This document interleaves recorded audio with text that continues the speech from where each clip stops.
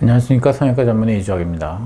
자, 오늘 시간은 심한 구축이 발생하는 이유, 거기에 대한 PRS의 이제 작년 12월 논문을 소개해 드리려고 합니다. 이 논문은 이제 네덜란드 암스테르담에서 나온 논문이고, 저자들은 지금까지 계속 구축의 원인, 지금까지도 학문적으로 완전히 규명되지 않은 이 현상의 원인에 대해서 지속적으로 이제 실리콘의 침착 과 관련성을 갖다가 이야기하고 있었던 분들이에요.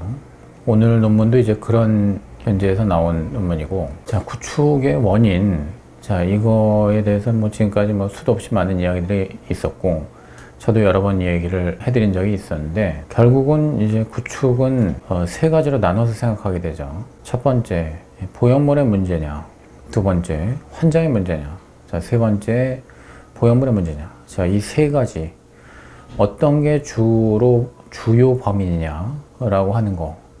자, 그게 아직까지도 명확하지를 않은 현상이에요. 자, 이게 수술 방법에 따른 결과라고 하면 구축이 수술자의 책임이 되겠죠.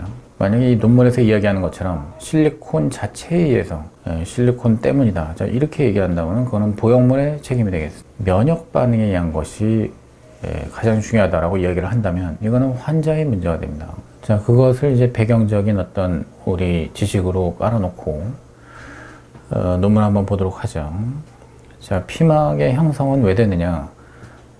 정상 반응이에요. 피막은 반드시 생기게 되어 있습니다. 정상적인 사람이면은 이물질 반응이라는 거죠. 정상적인 이물질 반응. 자, 몸속에 뭔가 이물질이 들어오면은 몸에서는 면역 작용이 바로 작동을 해서 자, 이거를 둘둘 둘러싸게 되죠. 그래서 만들어지는 게 피막인데, 자, 이것까지는 모두가 똑같은데 그 이후에 이 피막이 자꾸만 변형되고 우리가 원하지 않는 방향으로 두꺼워지고 수축되고, 자, 이런 일이 일어나면 우리가 그걸 구축이라고 부르는 거죠.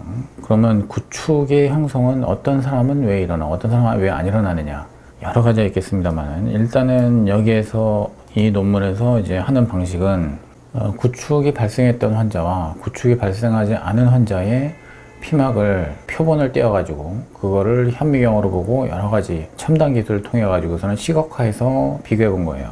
근데 간단히 이제 구축의 역사를 갖다 이제 가만히 보면은 이게 첫째 보형물의 문제점을 지적하지 않을 수 없었던 건 뭐냐면은 60년대에 처음 실리콘 보형물이 등장해서 1세대, 2세대 실리콘 보형물은 계열의 누수와 파열, 구축 이런 게 다 높았어요.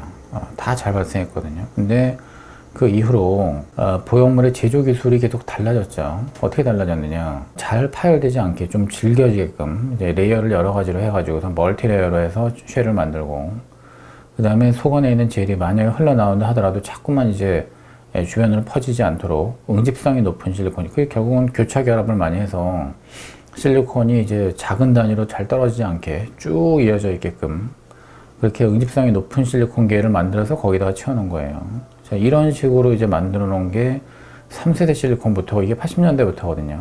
그 이후로 구축률이 많이 낮아졌어요. 결국은 구축의 유병률, 발생률이 획기적으로 낮아진 거는 3세대 실리콘이 발명되고 난 이후서부터라고 볼 수가 있어요. 그러나 실제적으로 구축이 병리학적으로 어떻게 해서 생기게 되느냐, 자, 이거는 아직까지도 명확하지 않아요. 자, 여기서 실리콘 누수, 우리가 겔 블리드라고 하는 현상을 자주 언급하게 될 텐데, 용어를 한번 설명해 보면은 파열이 없이 실리콘 겔이 주변 조직으로, 자, 눈에 보이지 않는 정도로 소량씩 퍼져나가는 걸 얘기하는 거예요. 자, 이게 이 젤 블리드가 1, 2세대 보형물에서 굉장히 많았어요. 3세대로 오면서 확 줄어들었던 거라는 거죠. 그리고 그 이후 4세대, 5세대, 6세대 이렇게 거듭하면서 더 줄어들게 된 거죠. 저자들은 그러면 자, 이 실리콘 누수와 구축의 관련성이 굉장히 높다라는 어떤 이제 가설 속에서 연구를 진행하는 거예요. 그래서 산란 현미경을 통해 가지고 또 이제 특수한 염색법을 통해 가지고 구축 환자에 있어 가지고 그 피막을 조사해 봤을 때 그 실리콘 입자가 얼마나 조직에 분포해 있느냐, 이걸 보겠다는 거죠. 자, 여기서 이제 조사의 대상이 된 환자는 여러 명이에요. 전부 미용적인 확대 수술을 한 분들이고, 그리고 근육 하로 삽입이 되어 있어요. 밑선 절개를 전부 다 한 사람들이고, 그리고 텍스처드 하이 코이시브 젤로 수술이 되어 있다라는 거죠. 자, 그래서 이 산란 현미경 검사를 해봤더니 피막의 실리콘이 침착이 된 양도 많고 침착이 되는 확률도 많았고 번져 있는 산재된 어떤 정도도 심했다라고 하는 거예요. 그래서 이 가설을 갖다가 이제 이렇게 입증을 하려고 한 거죠. 즉 결과적으로 피막 내에 실리콘 입자가 침착이 많이 됐을수록 피막 구축이 잘 생겼다는 얘기니까 그게 원인이다 라고 이제 가는 거예요. 자, 정상적인 피막은 어떻게 생겼느냐, 뭐 윤활막 화생화라고 우리가 얘기를 하는 게 있어요. 그래서 정상적인 피막의 성질은 탄력성이 조금 있어요. 그리고 좀 얇고 이렇다는 거죠. 근데 4급 피막, 아주 심한 우측이 일어나는 피막은 윤활막 화생화 이런 게 없고 굉장히 질기고 두껍고 변형을 이제 유발하는 그러한 피막이 형성이 된다는 거죠. 이 두 가지 사이에서 실리콘의 양이 이렇게 차이가 난다는 거는 이게 파열이 없는 경우에도 그렇다는 거죠. 결국은 게일 블리드가 구축의 원인이라고 봐야 되지 않겠느냐, 이런 얘기가 되는 거예요.